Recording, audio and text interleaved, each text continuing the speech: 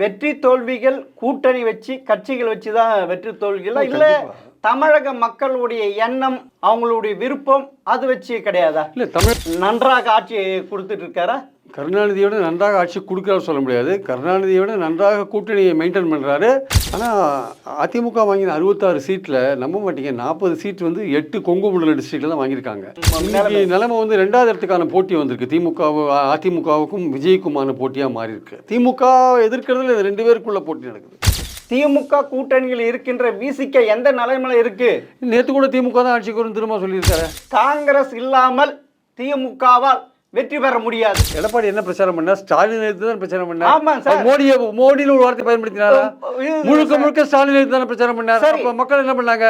நீ ஸ்டாலின் எடுத்து பிரச்சாரம் பண்ற உனக்கு ஓட்டு கிடையாதுன்னு தான் முடிவு பண்ணிட்டாங்க. இந்த சட்டமன்ற தேர்தலுக்கு முன்னாடி ராஜா சொன்னார், எச் ராஜா, ஸ்டாலினுக்கு கட்டம் சரியில்லை, ஆட்சிக்கு வர முடியாதுன்னு.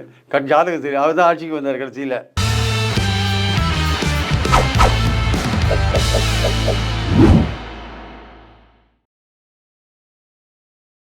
ஜெம் டிவி நேயர்களுக்கு வணக்கம். அரசியல் ஆடுகள பகுதியில் மூத்த பத்திரிகையாளர் பிரியன் அவர்கள் சந்திப்பவர்கள். வணக்கம் சார். வணக்கம் சார். சார், 2026 சட்டமன்ற தேர்தலுக்கு இன்னும் 7 மாதங்கள் உள்ளது. அதுக்குள்ளேயே திமுக கூட்டணி ஜெயிச்சிடும் சொல்றீங்களா சார்? எப்படி சார் அது? திமுக கூட்டணி ஜெயிச்சிடும் நான் சொல்ல, அது சொல்லிட்டு இருக்காங்களே, நீங்களும் அதில் ஒருத்தர். நான் அப்படி சொல்லலை. அது கம்ஃபர்டபுளாக இருக்குது. அது கூட்டணி யாரும் பிரிஞ்சு போகாத கட்டுக்கோப்பாக இருக்குது. அதுக்கான வாய்ப்புகள் இருக்குது. நலத்திட்டங்கள் காரணமாக இண்டிவிஜுவல் ஓட்டர்ஸ் அதுக்கு ஓட்டு போகிறதுக்கான வாய்ப்புகள் இருக்குதுன்னு அந்த பாசிபிலிட்டி தான் சொல்கிறோமே தவிர அது வெற்றி பெற்றுன்னு நான் சொல்ல. மாறாக எதிர்கட்சியில் வந்து கூட்டணி பலவீனமாக இருக்குதுன்னு சொல்கிறோம், அவ்வளோதான். எதிர்க்க ஒரு பலமான கூட்டணி திமுக அணி எதிர்க்கிறதுக்கு இல்லை அப்படின்றோம்.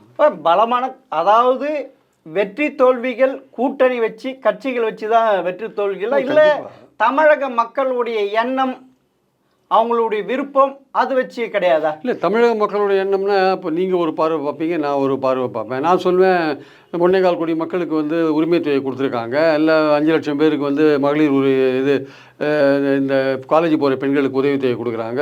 17 லட்சம் பேருக்கு பிரேக்ஃபாஸ்ட் போடுறாங்க. இந்த குடும்பங்கள்லாம் ஏன் போடாது? இலவச பஸ் பயணம் கொடுத்துருக்காங்க. இந்த குடும்பங்கள்லாம் போட்டால் வின் பண்ணுமே நான் சொல்லுவேன். நீங்கள் சொல்வீங்க, இல்லைங்க ஓல்டு பென்ஷன் ஸ்கீம் நிறைய வெட்டல, ஆசிரியர் சூழல் போட மாட்டாங்க, பால் விலை டீசல் விலை குறைக்கல, இல்லை வந்து மின் கட்டணம் 1 மாதம் குறை. இது நீங்கள் சொல்வீங்க. இது 2 பேருக்கு நடுவில் இருக்கிற போட்டி. எதிர்மறையான போக்குக்கும் ஆதரவான போக்குக்கும் நடக்கிற போட்டி. இந்த போட்டியில் வந்து எது வின் பண்ண போகிறது தான் இங்கே பாயிண்ட். ஆக்சுவலாக திரு ஸ்டாலின் அவர்கள் கருணாநிதி விட நன்றாக ஆட்சி கொடுத்துட்டு இருக்காரா? கருணாநிதியோட நன்றாக ஆட்சி கொடுக்குறாரு சொல்ல முடியாது. கருணாநிதியோட நன்றாக கூட்டணியை மெயின்டைன் பண்ணுறாரு. என்ன ஸ்கீம் ஓட்டு வாங்கி கொடுக்கணுமோ அதை கரெக்டாக பண்ணுறாரு. சார், 2011 என்ன சார் ஆச்சு கூட்டணி? அது பலமான கூட்டணி, அதிமுக ஜெயிச்சுது. எங்க அப்போ 2011 அங்கே பலமான கட்சி ஒரே ஒரு கட்சி தான், தேமுதிக இருந்தது. அது ஆமாம். ஆனால் இங்கே பாமக, விடுதலை சிறுத்தைகள், காங்கிரஸ், இப்படி பல கட்சிகள் இருந்தது. பாமக, விடுதலை சிறுத்தைகள் எலியும் பூனியமா இருந்து கடைசியில் பாமக 3 இடம் தான் வாங்கிட்டு அது டோட்டல் ஃபெயிலியர் ஆச்சு. அது சேர்த்துக்கூடாது. 2 பேரும் ஒரே இடத்துல இருக்க முடியாது. சேர்த்தாங்க, தப்பு பண்ணிட்டாங்க ஆக்சுவலாக. சரி, 2021 கஷ்டப்பட்டு தான் ஜெயிச்சது அந்த கூட்டணி. எந்த கூட்டணி? திமுக கூட்டணி. எப்படி சொல்றீங்க? அதே அதிமுக கூட்டணியில டிடிவி இருந்த வேறைய அந்த கதையே வேற. பாசிபிலிட்டி இருந்தால்தான் இல்ல, யாருக்குமே இல்ல டிடிவி இருந்தால் வராது. ஒரு தொங்கும் சட்டமன்ற இல்ல. சிம்பிள் விஷயம் பாருங்க. 21 தேர்தலில் பாமக, அதிமுக, பாஜக எல்லாம் ஒன்றா இருந்தாங்க. ஆனால் அதிமுக வாங்கின 66 சீட்டில் நம்ப மாட்டீங்க, 40 சீட் வந்து 8 கொங்கு மண்டல டிஸ்ட்ரிக்டில் தான் வாங்கியிருக்காங்க. மீதி 26 சீட்டு தான் 30 மாவட்டங்களில் வாங்கியிருக்காங்க. அப்போ என்ன, ஒரு 30 மாவட்டங்களில் ஒரு 26 சீட்டு, ஒரு வாரத்துக்கு ஒரு சீட்டு கூட கிடையாதா? அப்போ பலவீனமா இல்லையா கட்சி? சரி, அதாவது 10 ஆண்டுகள் 2011 2020 10 ஆண்டுகள் ஆட்சி அதிமுக. ஜெயலலிதா இல்லை, ஆன்டி இன்கம்சி இருந்தது. அப்படி இருந்தும் அதிமுக கூட்டணி 76 இடங்களில் ஜெயிச்சது இல்லை. கரெக்டான கேள்வி. அந்த இடத்துல வந்து பைப்போலாரில் வந்து திமுகவுக்கு மாற்று அதிமுகன்னு மக்கள் நினைச்சாங்க. இன்னைக்கு அந்த நிலைமை இருக்க மாதிரி தெரியல ஆக்சுவலாக. இப்படி இன்னைக்கு எப்படி நிலைமை வந்து 2வது இடத்துக்கான போட்டி வந்திருக்கு. அதிமுகவுக்கும் விஜய்க்குமான போட்டியாக மாறி இருக்கு. திமுக எதிர்க்கிறதுல 2 பேருக்குள்ள போட்டி நடக்குது. சார், நான் இன்னொரு பக்கத்து நாடுகள் இலங்கை, பங்களாதேஷ், நேபாளம் என்னாச்சு? சார், இளைய தலைமுறைகள் என்ன பண்ணாங்க, நாட்டையே சேஞ்ச் பண்ணிட்டாங்க. அப்படி இருக்கு. அப்படி ஒரு நிலைமை ஏன் தமிழகத்தில் வராது? அங்க நடந்ததால வன்முறை சார். அது வன்முறை இல்ல, அங்க ஆளுகின்ற அரசுக்கு எதிராக. இங்க வந்து ஜனநாயக ரீதியில தேர்தல் தான் நமக்கு இருக்கிற ஒரே. ஆமா, அந்த அந்த ஜனநாயக ரீதியாக ஓட்டு அழுத்தி இதுக்கு திமுக கூட்டணிக்கு ஏன் வேட்டு வைக்க முடியாது? இளைய தலைமுறைகள் தேர்தலில் வந்து யார் மக்கள் நினைச்சிட்டாங்கன்னா யார் வேணா தூக்கி போடுவாங்க சார். காமராஜரையே தோக்கடிச்ச நாடு சார், அண்ணாவையே தோக்கடிச்ச நாடு சார், இந்திரா காந்தியே தோக்கடிச்ச நாடு சார், வாஜ்பாயே தோத்து போன நாடு சார். மோடி மட்டும் தான் தோக்காத இருக்கார். அவரும் வரப்போகிற எலெக்ஷன் எப்படின்னு தெரியாது. எல்லாருமே தோக்கடிச்ச நாடு தான் அது. கருணாநிதி மட்டுமே வின் பண்ணிட்டு வந்தார். ஸோ பாயிண்ட் என்னன்னா அது இல்லை. பாயிண்ட் என்னன்னா ஒரு மக்கள் வந்து ஒரு ஆட்சியை தூக்கடிக்க போகிறான்னா, உதாரணம் 67 எடுத்துக்கோங்க. காங்கிரஸை தூக்கி அடிக்கணும்னு மக்கள் நினச்சா தூக்கி அடித்தான். 77 எடுத்துக்கோங்க. திமுக தூக்கி அடிக்கணும்னு நினச்சா மக்கள் தூக்கி அடித்தான். இப்போ இந்த 26ல் மக்கள் ஒட்டுமொத்தமாக திமுக மேலே வெறுப்பாக இருக்காங்கன்னு எதிர்கட்சிகள் சொல்கிறாங்க. பட் நான் நடுநிலையாளனா அதை பார்க்கல சார். வெறுப்பு இருக்குது திமுக மேலே, சில ஏரியாக்களில் வெறுப்பு இருக்குது. அது வந்து ஆட்சியை விட்டு அகற்றணுன்ற அளவுக்கு இருக்கான்னு எனக்கு தெரியல. இன்னைக்கு அப்படி இல்லையே. சிபிஎம், எம்டிஎம்கே, காங்கிரஸ் எல்லாம் திமுகவுடனே யாரும் வெளில வர மாதிரியே தெரியலையே. யாருக்குமே நம்பிக்கை எதிரில் ஏதாவது நம்பிக்கையான கூட்டணி தான் அவங்க வெளில வருவாங்க. இருக்க நம்பிக்கையோடு இல்லையே, எதுவுமே இல்லையே. சார் இப்போ திமுக கூட்டணி மேலே அவ்வளோ தேனாறு பாலும் ஓடுதுன்ட்டு மக்கள் ரொம்ப விருப்பப்பட்டு இருக்காங்க. நீங்க சொல்றீங்க சார். ஓடுது இதெல்லாம் வந்து சப்ஜெக்டிவ். கட்சிகள் மேல அவ்வளவு விருப்பமான அந்த கட்சிகள் யாரும் இன்னும் சொல்றாங்க. அந்த கட்சிகள் என்ன சொல்லியது கூட திரும்ப என்ன சொல்றாரு, விஜய் ஓட்டு வாங்குவாரு, திமுக கூட்டணி தான் வின் பண்ணோம். வீரபாண்டியன் என்ன சொல்றாரு, விஜய் நாங்கள் திமுக அணி தான் வின் பண்ணோம். இவர் என்ன சொல்கிறார், சண்முகம் என்ன சொல்கிறார், திமுக அணி தான் வின் பண்ணி. ஏன் அவ்வளோ தெளிவாக ஏன் அவங்க சொல்கிறாங்க? அப்போ அவங்க கூட்டணியில் இருக்கிறாங்க சார். அப்புறம் என் கூட்டணியை தோத்துப்படுமா சொல்லுவாங்க. கூட்டணியில் இருக்கிறதுனால மட்டும் இல்லை சார், அவங்களுக்கு யதார்த்த நிலைமை தெரியுது. எதிர்க்க பலவீனமான கூட்டணிகள் இருக்குது, எதிர்க்க நல்ல கூட்டணி இல்லை. இல்லை, இப்பொழுது ஆன்டி இன்கம்ஸ் இருக்கு திமுக இருக்கு.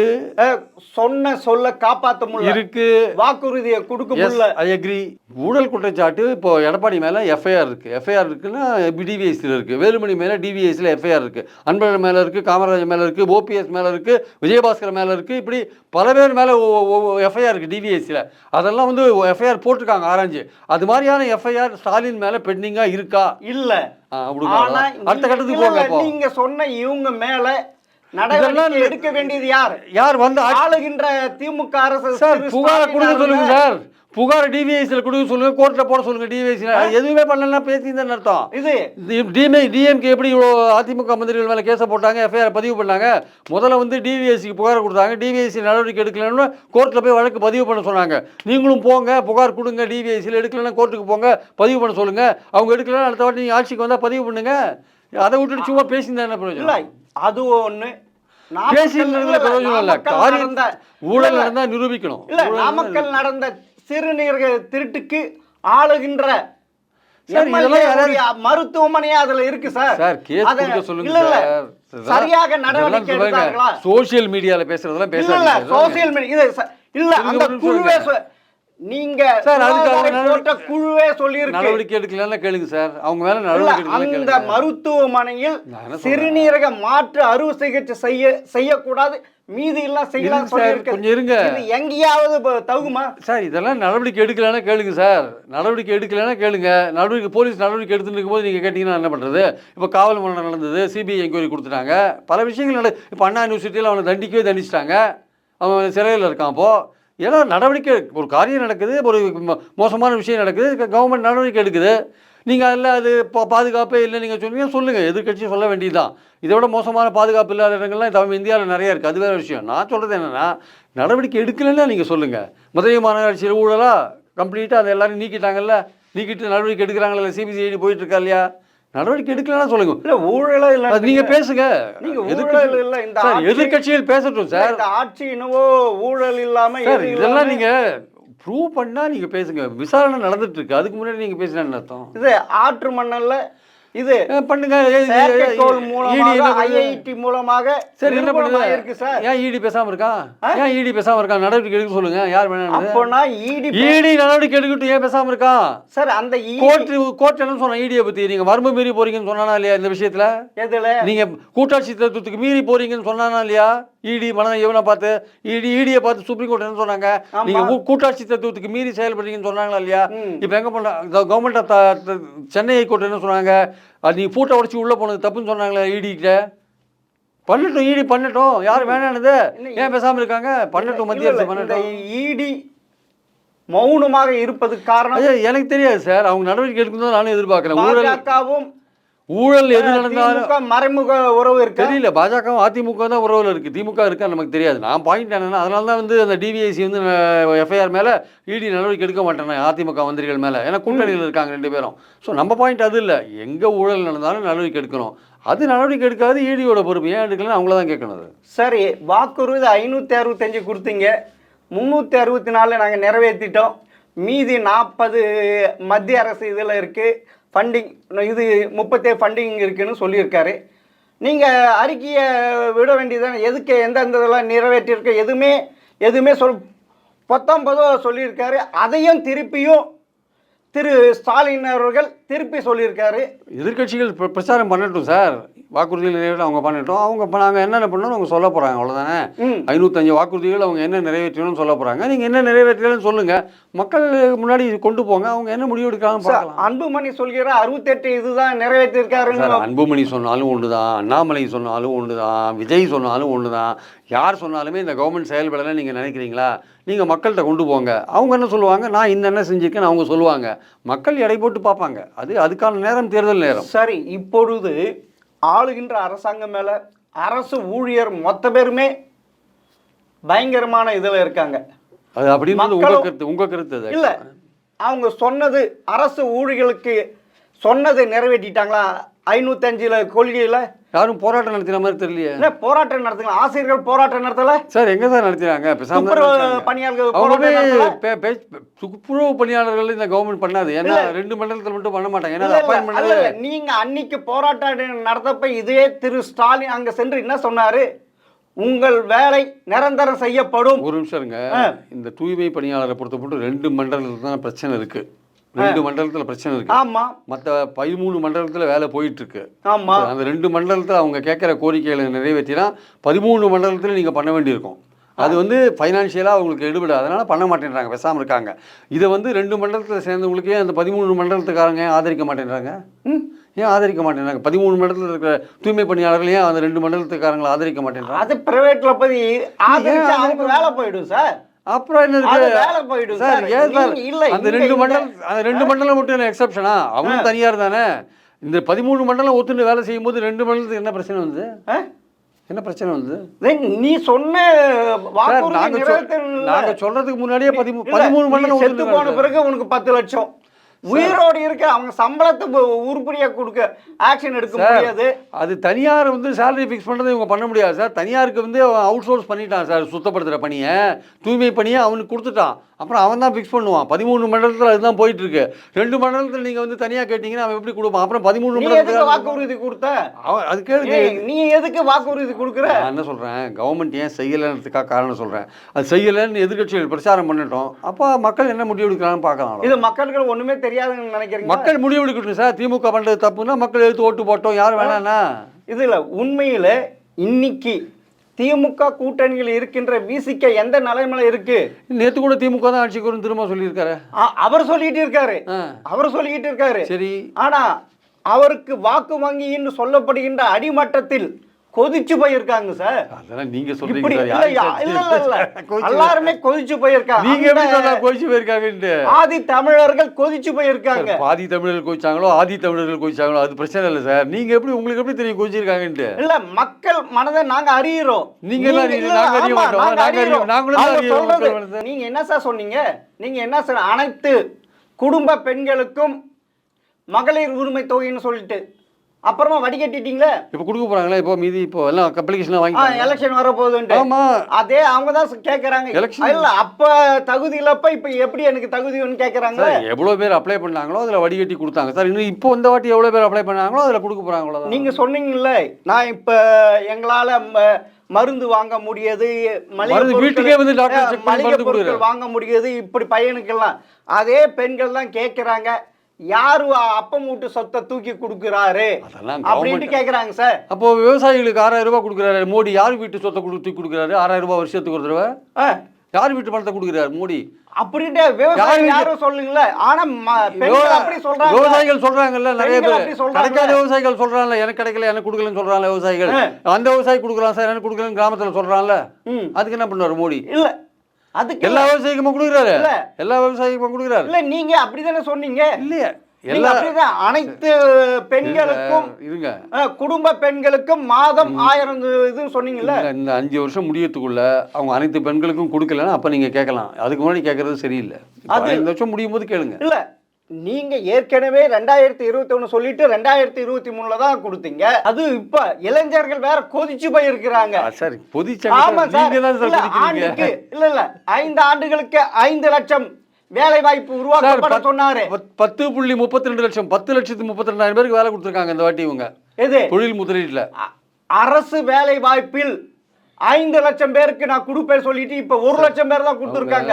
திமுகவை பொறுத்த மட்டும் நீங்க அவங்க சாதனைகளை கேள்வி கேட்கறது இல்ல பண்ணாத இருக்கிறது இதெல்லாம் எதிர்கட்சிகளுடைய வேலை. அதை எடை போட்டு பார்த்து ஓட்டு நான் எடை போட்டு தான் கேட்கிறேன். அது மக்களுடைய இது. நீங்க ஒன்று சொல்லுவீங்க, நான் ஒன்று சொல்லுவேன், அவர் ஒன்று சொல்லுவார், அவர் ஒன்று சொல்லுவார். ஒவ்வொருத்தருக்கும் ஒவ்வொரு பாயிண்ட் இருக்கும். பிரச்சனை என்னன்னா மக்கள் அல்டிமேட்டா யாரை டிசைட் பண்றாங்கன்றதான். மக்களுக்கு மெட்டீரியல் பெனிஃபிட் யாருக்கு வருது? நான் இலவச பஸ் பயணம் போறேன், எங்க வீட்டு பையனுக்கு டிஃபன் போடுறாங்க, எங்க வீட்டு பொண்ணுக்கு காலேஜ் போற பொண்ணுக்கு 1000 ரூபாய் கொடுக்குறாங்க, எங்க வீட்டு காலேஜ் போற பொண்ணு பையனுக்கு 1000 ரூபாய் கொடுக்குறாங்க, எங்க வீட்டில் டாக்டர் மருந்து கொடுத்துட்டு போறாரு, எங்க வீட்டு பையனுக்கு ஸ்காலர்ஷிப் ஸ்கீம் கொடுக்குறாங்க. அது இதுன்னு அவங்க ஒரு பெருசா நீங்க நினைக்கிற மாதிரி இல்ல. பிரேக்ஃபாஸ்ட் போடுறதெல்லாம் கிராமங்கள்ல பெரிய ஹிட் ஆச்சு. அது நல்ல ஒரு திட்டம் சார். அது ஹிட். அதெல்லாம் ஹிட் இல்ல இவ்வளவு கூட இதுன்ட்டு நீங்க அதே கூட்டணியில தான் இப்ப ஏற்கனவே ஆன்டி இன்கம்ஸ் இருக்கு. திமுக கொடுத்த வாக்குறுதிகள் எல்லாம் நிறைவேற்றவில்லை. பிசிகா மேல ஆதி தமிழர்களே பயங்கரமாக கொதிச்சு போயிருக்கிறாங்க.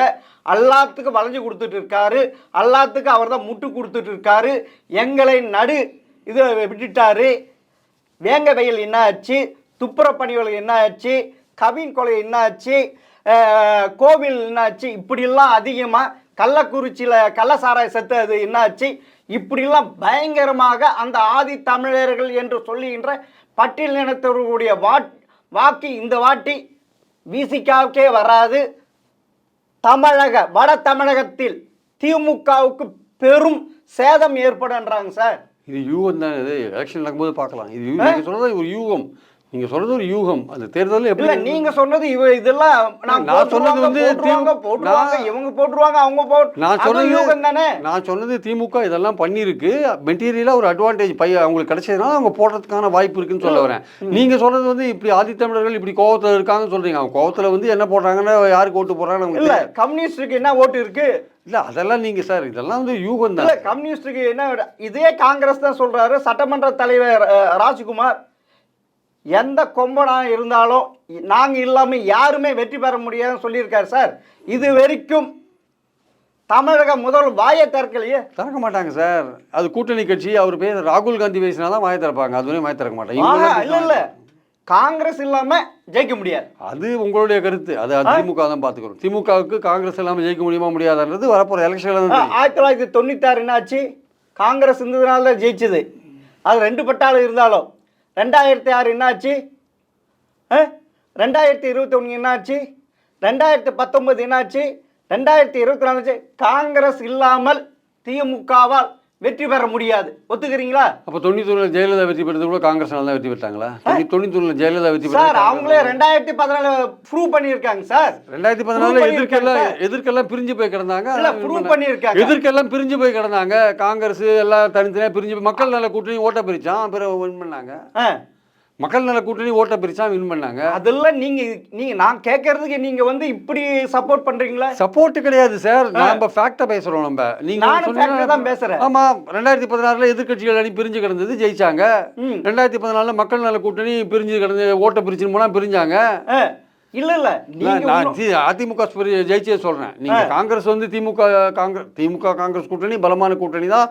காங்கிரஸ் 5% ஓட்டோட இருக்குன்றது உண்மைதான். நான் இல்லைன்னு சொல்ல வரல. பாயிண்ட் என்னன்னா அது இருக்கிறது மைனாரிட்டி ஓட்டு போறதுக்கு வசதியா இருக்குன்றது உண்மைதான். ஆனால் அதுக்குன்னு காங்கிரஸ் திமுக கூட்டணி விட்டு போயிடும் அப்படிலாம் நான் எதிர்பார்க்கல.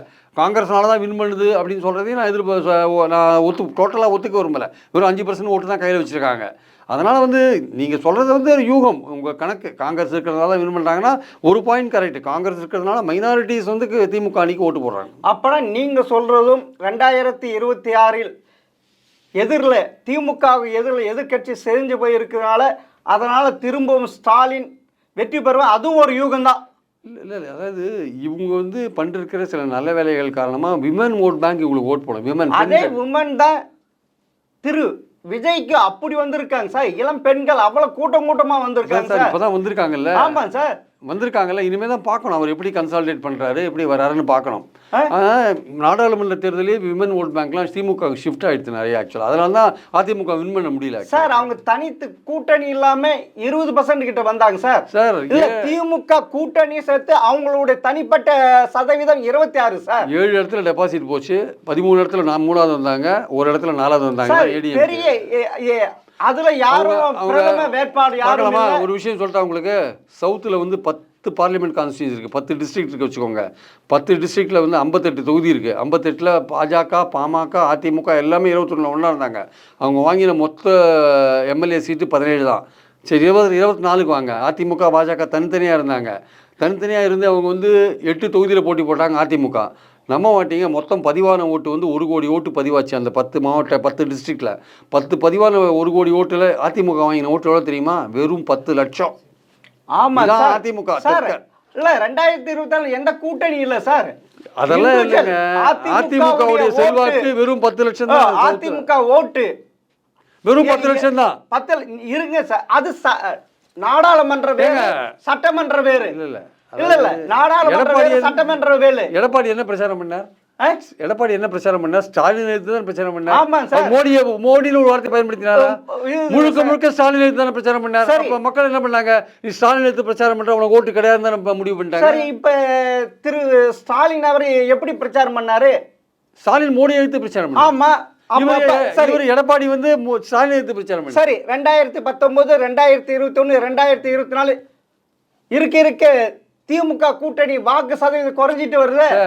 52 வந்து 47 ஆயிருக்கு சார். 52 47 ஆயிருக்கு. அவங்க கூட்டணியோட பலம் 52லேருந்து 45, 46, 47 அதுக்குள்ள இருக்கு சார். இப்போ இன்னைக்கு எலெக்ஷன் நடந்தாலுமே சி ஓட்டர் கருத்து கணிப்பில் அவங்க 47. அது பாராளுமன்றத்துக்கான சி ஓட்டர்ஸ் கணக்கு. இன்னைக்கு 2 வாரத்துக்கு முன்னாடி நடந்தது. ஆமா, அது பாராளுமன்றத்துக்கு, சட்டமன்றத்துக்கு கிடையாது. C voter. ஆமா சார், அது பாராளுமன்றத்துக்கான இது சார். பாராளுமன்றத்துக்கான இந்தியா டுடே சி ஓட்டர்ஸ் வந்து அது பாராளுமன்றத்துக்கான இது. சட்டமன்றத்துக்கு அதான் சார். பீப்புள்னா என்ன அர்த்தம்? அந்த சமயத்துல மக்கள் யாரை ஆதரிக்கிறாங்க? ஆமா, அதுதான் பாராளுமன்ற. சட்டமன்றத்துக்கு இது கிடையாது சார். பாராளுமன்றத்துக்கு என்ன சட்டமன்றம்? பாராளுமன்ற தேர்தல் தான் முடிஞ்சு போச்சு. இனிமே 29 பார்லிமெண்ட். சரி சார். 2019 பாராளுமன்ற தேர்தலில் அதிமுக வெற்றி பெற இடம் 1. 2020 சட்டமன்ற தேர்தலில் அதுவே 76 இடம். ஒத்துக்கிறீங்களா? கூட்டணியோட. அதான் கூட்டணியோடு தான் நான் அதை சொல்றேன். அப்படி இருக்கிறப்ப சரி, 24 பாராளுமன்ற சட்டமன்ற வேறு. 24 என்னாச்சு? 24 கூட்டணி இல்ல. கூட்டணி இல்ல. சார், அதே 2 கோடி உறுப்பினர்கள் இருக்காங்க. அதே திமுக 26% தான் இண்டிவிஜுவல். திமுக உடைய இது கூட்டணி சேர்த்து திமுக உடைய இது 21 கிடையாது, 26%. 32 இல்ல 26% எடுத்து பாருங்க. திமுக அதுதான் சார். அதான் நான் சொல்றேன். அதாவது அவ்வளவு கூட்டணி வச்சிருந்தே 2024 பாராளுமன்ற தேர்தலில் திமுக 26% தான். பெருசா எந்த கூட்டணி இல்லாம இண்டிவிஜுவலா 20% வாங்கியிருக்கு. ஆனா சட்டமன்ற வேறு. தமிழ்நாடு மக்கள் மிக தெளிவானவர்கள். யாது இன்னொன்னு, திமுக ஆட்சி நடக்க பிற அடுத்த ஜெயிச்சது கிடையாது.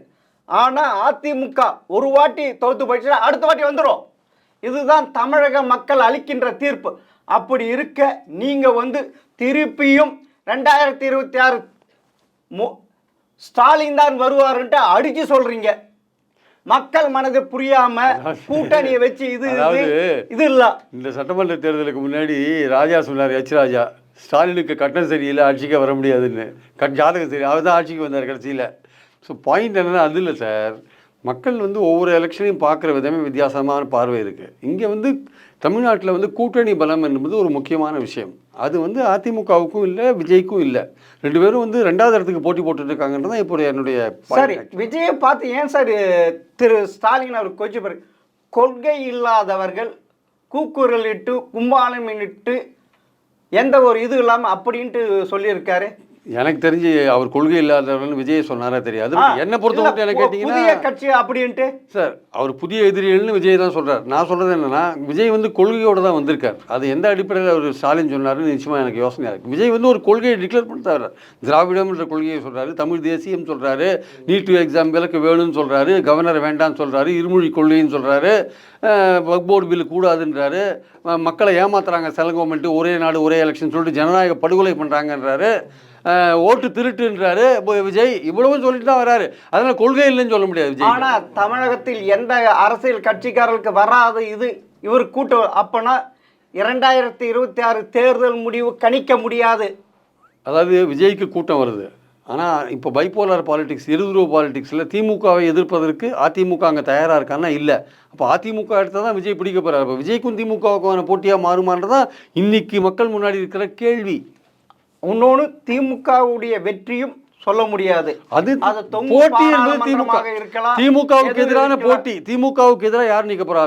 விஜயா அதிமுகவா? அப்படின்னா மன்னர் ஆட்சி இது சார். அது தொண்டர்களால் உருவானது சார். அதிமுக உருவானது சார். கூட்டணி பலம் இல்லையே. கூட்டணி பலம் விஜய் வந்து செல்வாக்கோட ஒரு கூட்டத்தை மக்கள் எதிர்காலம் நினைச்சாலும் செய்யலாம். இல்ல அது செய்யலாம், நீங்க செய்யலாம். ஆளுகின்ற அரசு மேல இவ்வளவு இது இருக்கு. ஆளுகின்ற அரசுக்கும் விஜய்க்கும் தான் போட்டியா, இல்லை ஆளுகின்ற அரசுக்கும் அதிமுகவுக்கு தான் போட்டியானதான் இன்றைக்கி இருக்கிற கேள்வி மக்கள் முன்னாடி. அந்த அதிமுக அந்த பைப்போலார் பாலிடிக்ஸை திமுகவுக்கு மாற்றாக இருக்கான்னா இனி விஜய் வந்த பிறகு அது மாற்றாக இருக்கான்றது கேள்விக்குறியாக மாறி இருக்கு. இன்னும் 7 மாதங்கள் இருக்கு, எதிர்காலம் மாறலாம் அப்படின்ட்டு. அதான் அந்த பாயிண்ட் ஒன்று நான் இல்லைன்னு சொல்ல வரல. 7 அரசியல்ன்றது தினசரி மாறக்கூடியது, எது வேணால் மாறலாம்.